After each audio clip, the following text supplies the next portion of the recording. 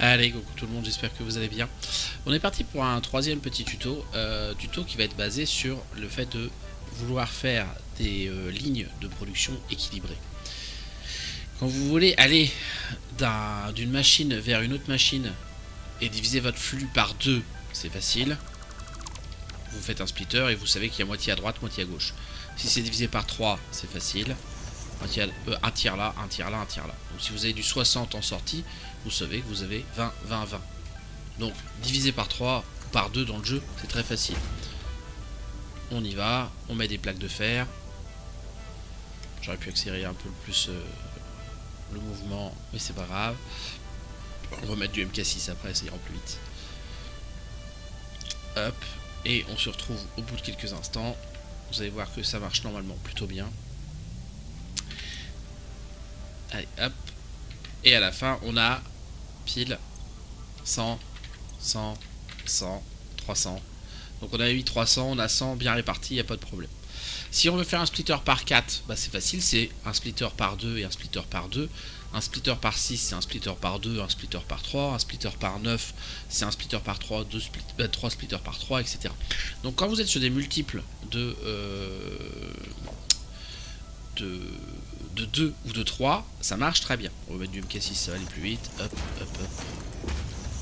Pif, pif, pouf, et paf. Et on est parti. Là, on va splitter en 6. On en avait 400 au départ. À la fin, on doit avoir 100 partout. Vérification dans quelques instants. Mais jusque-là, pas de soucis. On sait très très bien que ça va marcher. Allez, 3, 2, 1. Et c'est bon. Tac. Et au hasard, on a 100 partout. Pas de problème. Tout va bien. Là où ça se complique, c'est quand on veut faire des équilibrages sur des nombres qui ne sont pas multiples de 2 et pas multiples de 3. Et là, il y a une petite astuce. Imaginons que je veux aller de 1 vers 5. Comment je fais pour avoir 5 piles dans mon affaire? Alors, il faut commencer par faire un splitter du multiple de 2 ou de 3 immédiatement supérieur. Donc, multiple de 2 ou de 3 supérieur à 5, bah c'est 6. Donc, on va faire un splitter par 6. On va commencer par faire un splitter par 2. On va le mettre à peu près au milieu. Tac. Et on sait qu'on va faire 2 splitters par 3. Comme s'il y avait 6 conteneurs. Le conteneur qui est là, ça c'est pour autre chose. Le conteneur qui est là, il n'existe pas, mais on fait comme si c'était pour 6. D'accord?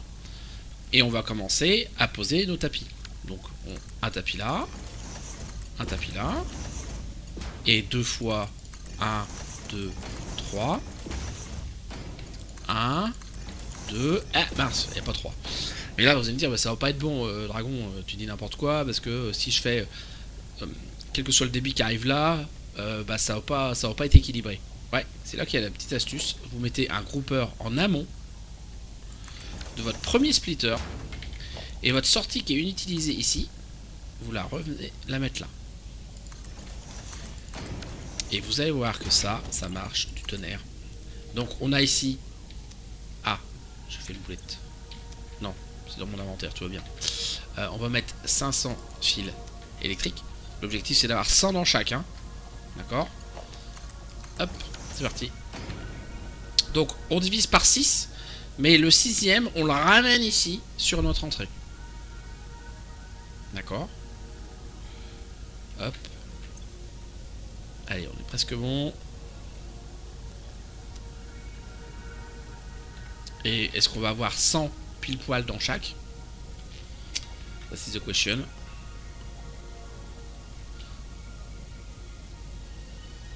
Tac. Il reste à répartir les derniers. Toc toc toc. Hop. Et paf. 100, 100, 100, 100 et 100. Voilà comment on fait quand c'est pas un multiple de 2 ou de 3. Pareil si c'est pour 7. Là j'ai prépositionné volontairement donc les splitters pour 7. Donc le multiple le plus proche de 2 et de 3 c'est 8. Donc on fait un splitter pour 8, c'est-à-dire je divise par 2, je divise par 2, je divise par 2. D'accord? Je positionne mes tapis.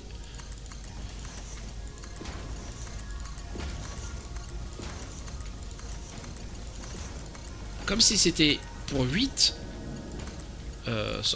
Plat. comme si c'était pour 8 sorties. J'en oublie une volontairement, puisque bah, j'en ai pas 8, j'en ai 7. Et celle qui manque, je la réinjecte à l'entrée. On va positionner 700 déchets d'aluminium là-dedans. L'objectif c'est d'avoir 100 partout. On y va. Hop, on balance. Et c'est parti.